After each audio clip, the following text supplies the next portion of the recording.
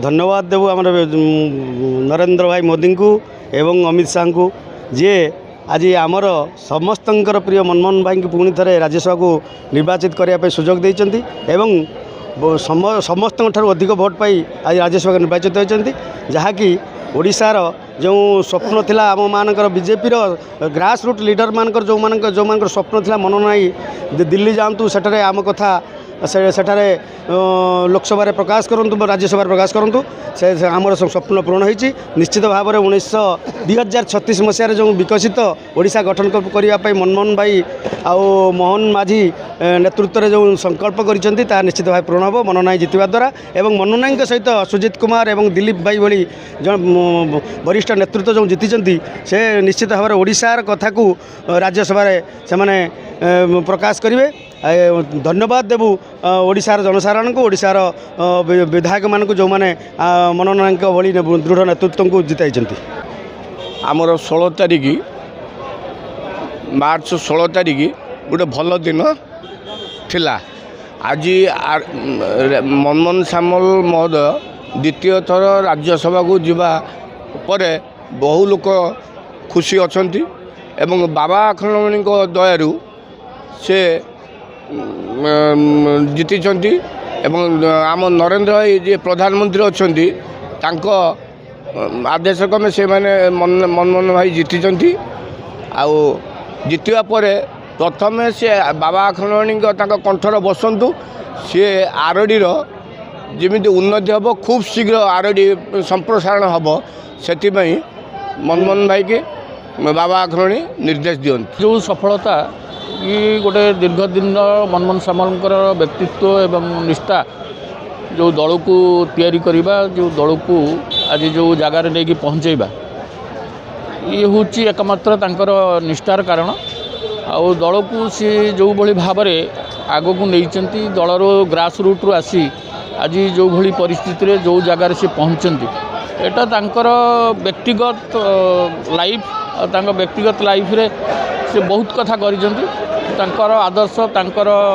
कथार आम मैंने प्राय सब अनुप्राणित होगी चलीचे दीर्घ दिन हम से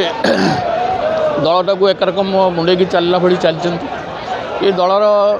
तांक प्रति समस्तंकर ओडिशावासी समस्तंकर तांक प्रति श्रद्धा अच्छी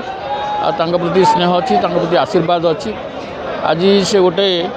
भल जगार पहुँचती विजय बहुत भल भोट्रे विजय लाभ कर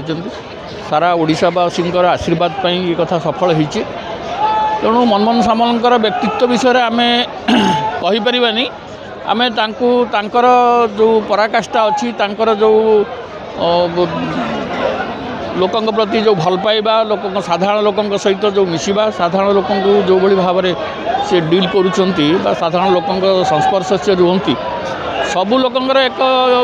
जननायक कहले अत्युक्ति हेबनी तेणु ये अवस्था से आज पहुँचती भगवान पर आशीर्वाद अच्छी मोर व्यक्तिगत हिसाब ना दल हिसाब से मुझे व्यक्तिगत हिसाब से तो मुझे बहुत खुशी कि राजनीतिक जदि आणवा लोक होती मत आली निर्वाचन मंडल मोर प्रिय नेता मोर सबुकिछि मनमोहन सामल महोदय सी आज राज्यसभा को जाइना दल को विगत दिन में तैयारी करने दल को आगू नवापाई एवं दल को प्रतिष्ठा करने से निष्ठा आ पराकाष्ठा जहाँ देखई ताहार सफलता आज आमे माने पाउचु आ मु बहुत बहुत खुशी एवं आखंडलमणि को पाखे प्रार्थना करुँची तांको निरोग रखंतु एवं दीर्घायु करंतु।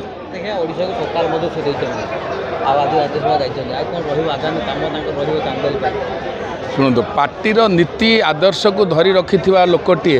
जड़े साधारण परिवार लोक आसी ये भारतीय जनता पार्टीर नेतृत्व नौकरी राज्य रे